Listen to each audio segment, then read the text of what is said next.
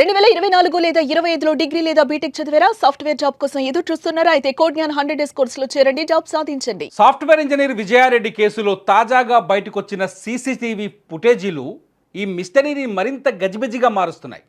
తన కుమార్తెను హాస్టల్ నుంచి తీసుకువెళ్లే సమయంలో అక్కడ విజయారెడ్డి ప్రవర్తన, ఆ అమ్మాయి హావభావాలు చూస్తుంటే అప్పటి వరకు అక్కడ అసలు చావు అనే ఆలోచనే లేనట్టు కనిపిస్తోంది. హాస్టల్ రికార్డుల్లో సంతకం చేసి ఫార్మాలిటీస్ పూర్తి చేసి తన కూతుర్ని తీసుకెళ్తున్న సమయంలో ఆ అమ్మాయి ఎంతో ఉత్సాహంగా నవ్వుతూ కనిపించడం అందరినీ విస్మయానికి గురిచేస్తోంది. తన తల్లి తనను మృత్యువు వైపు నడిపిస్తోందని ఆ బిడ్డకు కనీసం అనుమానం కూడా రాలేదని ఆ విజువల్స్ స్పష్టం చేస్తున్నాయి. మీరు స్క్రీన్లో విజువల్స్ చూడొచ్చు. విజయారెడ్డి ఏదైతే పటాన్ చెరువులో తన కూతుర్ని హాస్టల్లో చదివిస్తున్నారో, తన కూతురు హాస్టల్లో ఉన్నప్పుడు ఆమెని రిసీవ్ చేసుకునేందుకు అంటే బయటకు తీసుకొచ్చేందుకు విజయారెడ్డి అక్కడికి వెళ్ళిన సందర్భంలో రికార్డైన సీసీటీవీ ఫుటేజ్ మనకు స్పష్టంగా కనిపిస్తుంది. విజయారెడ్డి చనిపోయే ముందు చెర్లపల్లి రైల్వే స్టేషన్లో ఏ డ్రెస్సులో కనిపించిందో అదే డ్రెస్లో ఇక్కడ కనిపిస్తుంది. విజయారెడ్డితో పాటు తన కొడుకు కూడా విశాల్ రెడ్డి కూడా అక్కడికి వచ్చాడు. ఎక్కడికి? చేతన రెడ్డిని రిసీవ్ చేసుకోవడానికి. విజయారెడ్డి సాయంత్రం 6 గంటలకి ఏదైతే చెంగిచెర్లలో హైదరాబాద్ శివారులోని బోడుపల్ సమీపంలో ఉన్న చెంగిచెర్లలో విజయారెడ్డి అక్కడి నుంచి కారు తీసుకొని మొదలైంది. అక్కడి నుంచి స్టార్ట్ అయ్యి మొదట తన కొడుకు గట్కేసర్లో ఒక ప్రైవేట్ రెసిడెన్షియల్ కాలేజీలో విశాల్ రెడ్డి చదువుకుంటున్నాడు. విశాల్ రెడ్డి దగ్గరికి వెళ్ళింది. అక్కడికి వెళ్ళి విశాల్ రెడ్డిని హాస్టల్ నుంచి బయటకు తీసుకొచ్చి తన కారులో ఎక్కించుకుంది. ఆ తర్వాత ఆ విశాల్ రెడ్డిని కారులో ఎక్కించుకొని కూతురుని తీసుకొని ఎలా ఔటర్ రింగ్ రోడ్ నుంచి వెళ్ళిందో, హైదరాబాద్ నుంచి మధ్యలోంచి వెళ్ళింది అనేది ఇంకా పోలీసులు కన్ఫర్మ్ చేయాలి. నేరుగా పటాన్ చెరువులో ఉన్న తన కూతురు చదువుతున్న రెసిడెన్షియల్ కాలేజ్ దగ్గరికి వెళ్ళింది. రెసిడెన్షియల్ కాలేజ్ దగ్గరికి వెళ్ళి అక్కడ మీరు స్క్రీన్లో ఫుల్గా వీడియోస్ చూడొచ్చు ఒకసారి. రెసిడెన్షియల్ కాలేజ్ దగ్గర కూతురు కోసం అంటే తన కూతుర్ని పిలిచేందుకు రిసెప్షన్లో మాట్లాడింది. ఆ తర్వాత కూతురు కోసం వెయిట్ చేసింది. వెయిట్ చేసిన కొద్దిసేపటికే కూతురు వచ్చింది. అక్కడ చూడండి, మనము చేతన్ రెడ్డిని, తల్లి కొడుకు కూతుర్ని ముగ్గురు చూడొచ్చు. కూతురు అక్కడ ఫార్మాలిటీ చేస్తున్న సమయంలో ఆ అమ్మాయి మొహంలో ఎటువంటి ఆలోచన కనిపించట్లేదు. అమ్మ పిలిచింది, వచ్చింది. తల్లి కూతురు ఇద్దరు కలిసి అక్కడ రిజిస్ట్రేషన్లో సిగ్నేచర్ చేసి ముగ్గురు కలిసి ఇక్కడ నుంచి బయలుదేరి వెళ్ళిపోయారు. విజయారెడ్డి అక్కడ కూడా ఆందోళనకరంగా కనిపించలేదు. బిడ్డ కనపడగానే ఏ తల్లి అయితే ప్రేమగా ఎలా తల నుమురుతుందో అలాగే తల నుమురుతూ కనిపించింది. విజయారెడ్డిని చూడగానే ఆ కూతురు చేతన మొహంలో ఆనందం కనిపించింది. ఎందుకంటే హాస్టల్లో ఉండి చదువుకుంటుంది కాబట్టి హాస్టల్లో ఉన్న కూతురు తల్లిని చూస్తే ఆటోమేటిక్గా ఆమెకు సంతోషం కలుగుతుంది. అమ్మ వచ్చింది నా కోసం, అమ్మ నన్ను బయటికి తీసుకెళ్తుంది, అమ్మ అన్న ఇద్దరు అక్కడికి వచ్చారు, మేము బయటికి వెళ్తున్నాం, ఏదో మంచి ట్రీట్ ఉంటుందని అనుకున్నారు. కానీ ఆ ట్రీట్ భయంకరమైన మరణమని వాళ్ళు అంచనా వేయలేకపోయారు. నిజంగా ఆ కూతుర్ని ఇక్కడి నుంచి తీసుకెళ్ళిపోతున్న సీన్, ఆ విజువల్ చూస్తుంటే కళ్ళ వెంట నీళ్ళు వస్తున్నాయి. మహాతల్లి విజయారెడ్డి, ఎందుకమ్మా నువ్వు ఇంత పెద్ద దారుణానికి ఒడిగట్టావని బతుకుంటే ప్రశ్నించేదేమో నేను ప్రశ్నించాలనిపిస్తోంది ఆమెని. ఎందుకు తల్లి నువ్వు ఇంత దారుణమైన ఇంత భయంకరమైన నిర్ణయం తీసుకున్నావు? బంగారం లాంటి ముత్యాలు లాంటి నీ ఇద్దరు పిల్లల్ని కూడా పొట్టన పెట్టుకునే ప్రయత్నం చేశావని అడగాలనిపిస్తోంది. విజయారెడ్డి మరణం ఇప్పటికీ మిస్టరీగానే ఉంది. కారణం ఏంటో తెలియదు. సరిగ్గా 60 పదాలలో రాసిన సూసైడ్ నోట్ తప్ప ఇంకేమీ దొరకలేదు. విజయారెడ్డి కేసులో ఇంతవరకు పోలీసులకు ఏమీ దొరకలేదు. ఆమె ఫోను ల్యాప్టాప్ అంతా పోలీసుల దగ్గర ఉంది. వాళ్ళు ట్రాక్ చేసే ప్రయత్నం చేస్తున్నారు. ఎవరైనా బెదిరింపులకు పాల్పడ్డారా లేకపోతే ఇంకేదైనా సంఘటన ఉందా అని విచారించే ప్రయత్నం చేస్తున్నారు. కానీ ఇప్పటి వరకు ఆ క్లారిటీ కూడా రాలేదు. ఈ విజువల్ హాస్టల్లో విజయారెడ్డి కూతురు చదువుకుంటున్న రెసిడెన్షియల్ కాలేజీలో హాస్టల్లో రిసెప్షన్లో ఉన్న సీసీటీవీ ఫుటేజ్ని మనం చూస్తున్నాం. సీసీటీవీ ఫుటేజ్లో చాలా స్పష్టంగా కనిపిస్తుంది. విజయారెడ్డి హాస్టల్ లోపలికి వచ్చి అక్కడ ఫోన్ చెక్ చేసుకుంటూ ఉన్నారు. ఫోన్ చూస్తున్న కొద్దిసేపటికే తన కూతురు చేతన్ రెడ్డి వస్తుంది. చూడండి ఒకసారి, కూతురు చేతన్ రెడ్డి అక్కడికి వచ్చి తల్లిని కలవగానే ప్రేమగా ఆమెని దగ్గరికి తీసుకుంది. ఆ తర్వాత కూతురు వెళ్ళి నేను బయటికి వెళ్ళాలని అక్కడ రిసెప్షన్లో పర్మిషన్ అడిగింది. పర్మిషన్ అడిగిన తర్వాత మళ్ళీ తల్లి దగ్గరికి వెళ్ళి కాసేపు కూతురు మాట్లాడింది. ఈలోపు కొడుకు విశాల్ రెడ్డి కూడా అక్కడికి వచ్చాడు. చెల్లితో మాట్లాడాడు, అమ్మతో మాట్లాడు. మళ్ళీ కూతురు చేతన్ అక్కడ వచ్చి మళ్ళీ రిసెప్షన్లో అక్కడ ఉన్న వాళ్ళు చెప్పే ఇన్స్ట్రక్షన్స్ని ఫాలో చేయమని అని చెప్పారు వాళ్ళు. మళ్ళీ తిరిగి వాళ్ళ మమ్మీకి ఎక్స్ప్లెయిన్ చేసింది, మమ్మీ ఇక్కడ ఇన్స్ట్రక్షన్ ఫాలో చేయాలని. ఆ తర్వాత కొడుకు మొహంలో చెమటుంటే తల్లి తన చున్నీతో తుడిచింది. మళ్ళీ కాసేపు వాళ్ళు ముగ్గురు అక్కడే కూర్చొని మాట్లాడుకున్నారు. ఆ తర్వాత చేతనారెడ్డి రిసెప్షన్ దగ్గరకు వచ్చిన తర్వాత ఎగ్జిట్ పాస్కి సంబంధించిన వివరాలు తీసుకున్నారు. తర్వాత చేతన అమ్మాయి, ఆ తర్వాత విజయారెడ్డి ఇద్దరు అక్కడ సిగ్నేచర్ చేసి ముగ్గురు కలిసి అక్కడి నుంచి వెళ్ళిపోయారు. ఆ తర్వాత నేరుగా చెర్లపల్లి రైల్వే స్టేషన్ దగ్గరకు వచ్చారు. చెర్లపల్లి రైల్వే స్టేషన్లో చాలాసేపు అక్కడ తిరిగిన తర్వాత రాత్రి 1 గంటల తర్వాత ముగ్గురు కలిసి ఒక గూడ్స్ రైలు ఎదురుగా నిలబడి కౌగిలించుకొని నిలబడి ముగ్గురు ప్రాణాలు వదిలేశారు. అతిపెద్ద ప్రశ్న ఇక్కడ, చాలా బాధాకరమైన ప్రశ్న, సమాధానం దొరకని ప్రశ్న.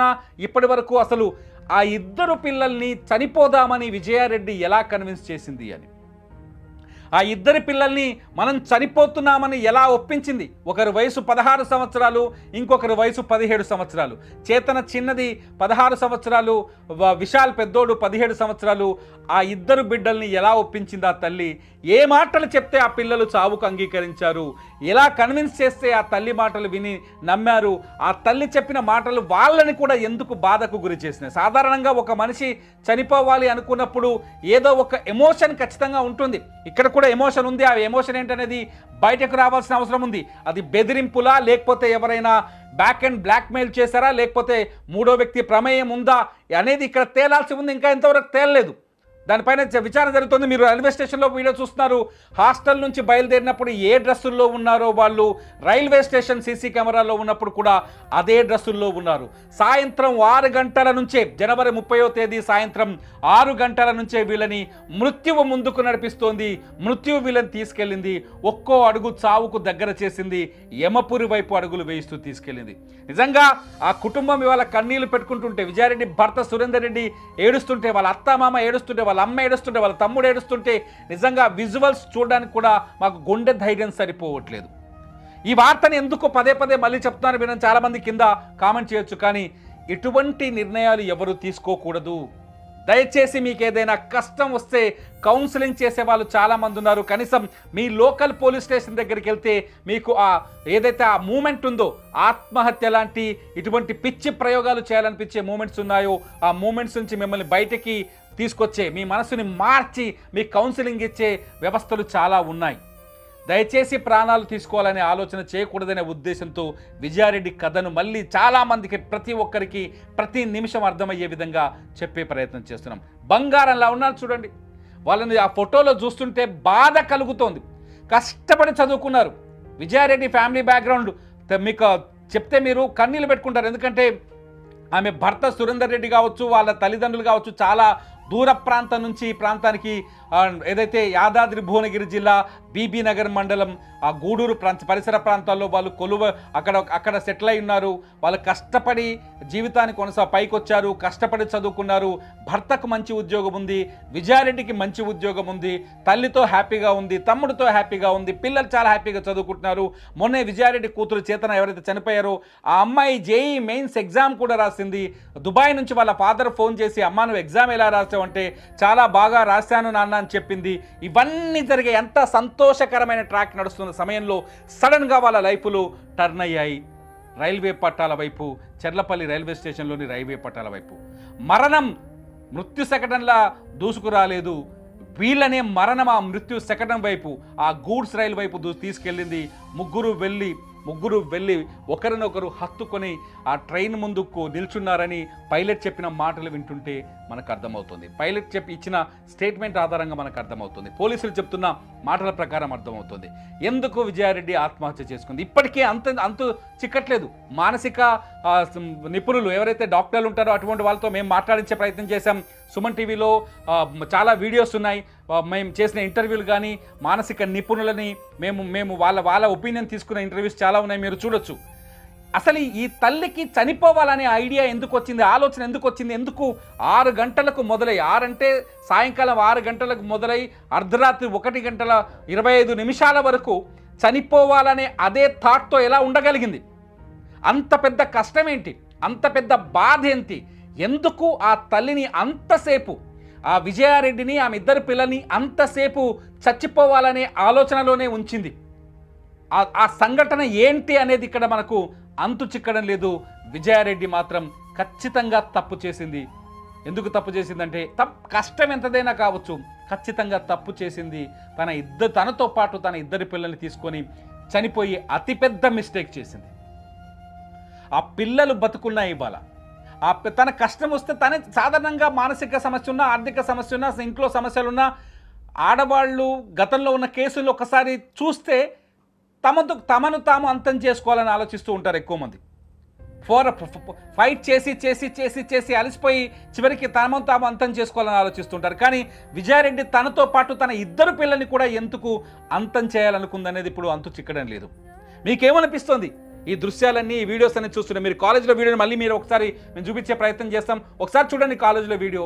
అక్కడ చనిపోతామనే ఆలోచన కానీ, చనిపోతామనే బెరుకు కానీ, చనిపోతామనే బాధ కానీ ఎవరిలో లేదు. విజయారెడ్డిలోనే కనిపించట్లేదు. చాలా క్యాజువల్గా కనిపిస్తుంది సీసీ కెమెరాలో. చూడండి ఒకసారి విజువల్. చాలా క్యాజువల్గా ఇక్కడ జనమంతా ఉన్నారు చుట్టూ. అక్కడే అదే హాస్టల్లో రిసెప్షన్లో చాలా క్యాజువల్గా ఫోన్ చూస్తూ కనిపిస్తుంది. కూతురు కోసం ఎదురు చూస్తుంది. అప్పటికే కొడుకుని గట్కేస్తారు నుంచి కారులో ఎక్కించుకొని పడాన్ చెరువుకు వచ్చిందనమాట. కొడుకు కూడా వచ్చాడు. అక్కడ ఒక చేతన అమ్మాయి వచ్చిన తర్వాత మాట్లాడింది చాలా క్యాజువల్గా. చూడండి ఎంత సింపుల్గా మాట్లాడిందో. సింపుల్గా మాట్లాడింది. అక్కడి నుంచి మళ్ళీ కూతురు దగ్గరికి వచ్చిన తర్వాత చాలా సింపుల్గానే ఉంది. ఆ పాపకి అప్పుడు తెలియదు. తన విచిత్రమైన విషయం ఏంటంటే ఇక్కడ ఆ ఇద్దరు పిల్లలకు తల్లి తమను తీసుకెళ్ళి చంపబోతుందనే విషయం తెలియదు. ఆ ఇద్దరు పిల్లలకు తెలియదు. అప్పటికి నాకు మన పోలీసుల అంచనా ప్రకారం హాస్టల్ నుంచి ఇద్దరు పిల్లల్ని బయటకు ఎందుకు తీసుకొచ్చిందో ఆ ఇద్దరు పిల్లలకు తెలియదు. ఆమె ఇద్దరి పిల్లల్ని తీసుకెళ్ళి చంపబోతుంది, వాళ్ళతో పాటు తను చనిపోబోతుందనే ఈ విషయం ఎవరికీ తెలియదు.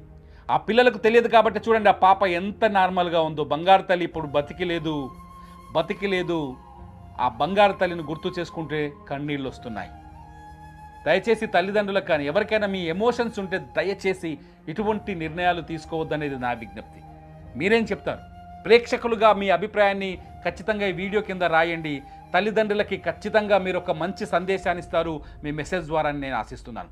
అప్డేట్స్ కోసం చూస్తూనే ఉండండి సుమన్ టీవీ. చెర్రి తల్లి, చిట్టు తల్లి.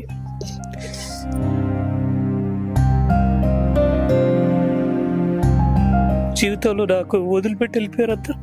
నేను ఎవరు ఇష్టపడ్డానో వాళ్ళు లేరు.